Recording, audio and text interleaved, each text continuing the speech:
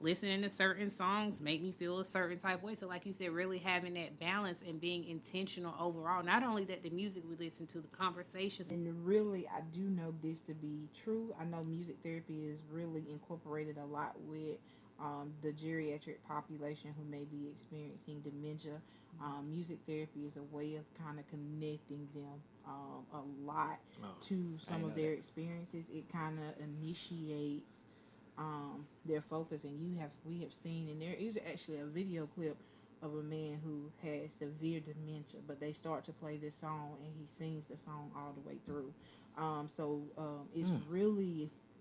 really is beneficial, and I really like the thought of music therapy in its sense being um, beneficial to the meditation component. I like that you Mm-hmm. pointed that out too, because Ty sent me what's the song?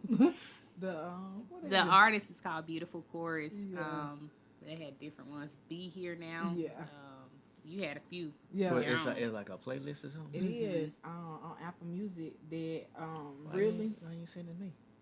Ty actually sent it to me. So Ty, We why didn't you got you send next it? But time, yeah, Kirby. really just listening to those songs that Be Here Now was really powerful in terms of really getting me in a moment of meditation, like to really not get lost and consumed by things that had happened.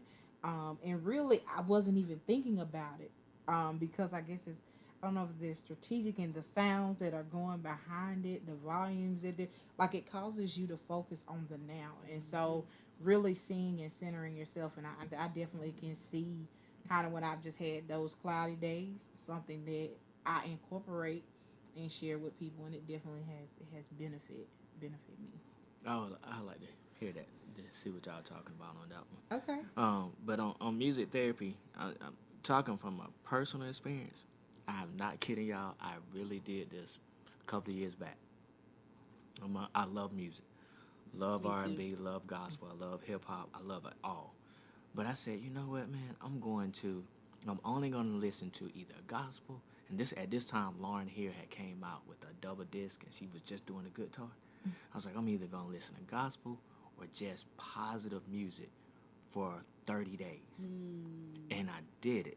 Oh And do wow. y'all realize, like, my mindset was totally different. The way I responded to things were more positive. I had more hope um, connected to how I responded or how I perceived things. Now, I couldn't stay in that same vein. Again, I love music, so I like all different types. Uh, but if we look at it like, for me, if I was getting ready to compete in something, Mm. I got a certain playlist that I'm gonna go to that's gonna get me hyped, that's gonna get me focused and centered on the task at hand. And we have to think about that just in our day to day life. I see a lot of people with their AirPods on and just listening to music all the time, but you have to be intentional about the music you're listening Mm. to. Intentional. That That's If part. right. you know if you're gonna listen to this particular type, you just know that you're gonna have feelings associated with that particular type Mm. of music. So it needs to at least be a balance at some point, so that you don't get so caught up into a particular one per se. But you had anything, Ty, you wanted to add to that? Just echoing what you both are saying, I do believe that music therapy can just help lift and elevate one's mood, vibrational frequencies, however you want to refer to it. And just from a personal standpoint, listening to certain songs make me feel a certain type of way. So, like you said, really having that balance and being intentional overall. Not only that the music we listen to, the conversations we're engaging in, the Yes. conversations or who we have around us, things we're watching on TV, being intentional about our own thoughts and the things we are saying as well. I do believe in the power of thoughts as well as the power of the tongue. What you think is kind of what you get, and what you speak is kind of what you get. So just being mindful of what it is that you're putting out into the universe, into the atmosphere, because it can come back full circle. Well, a lack of better words, what you put out is what you get. And it sounds so simple, but really applying it, what I put out. So if I'm putting out Manifestation. this, this is probably what I'm going to get in return. So let me be mindful and intentional about the things that I'm putting out as well as the things that I'm receiving. And that, I think that goes to, as far as us challenging ourselves and doing like check-ins. I think when we mentioned on the previous episode, that self-care part. I think we have this idea, and social media does a great job. I'm grateful that we are putting emphasis on individuals taking time out for self and understanding what self-care really looks like. But even in this aspect of applying self-care techniques, what am I listening to today?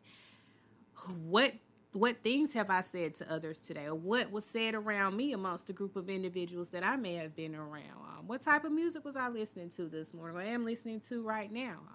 What type of food am I putting in my body?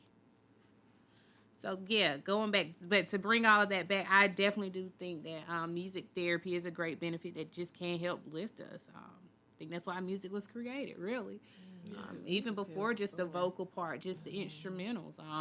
I know in Eastern studies and traditions, just certain songs and music alone can help elevate and increase one's just vibrational frequencies and mood.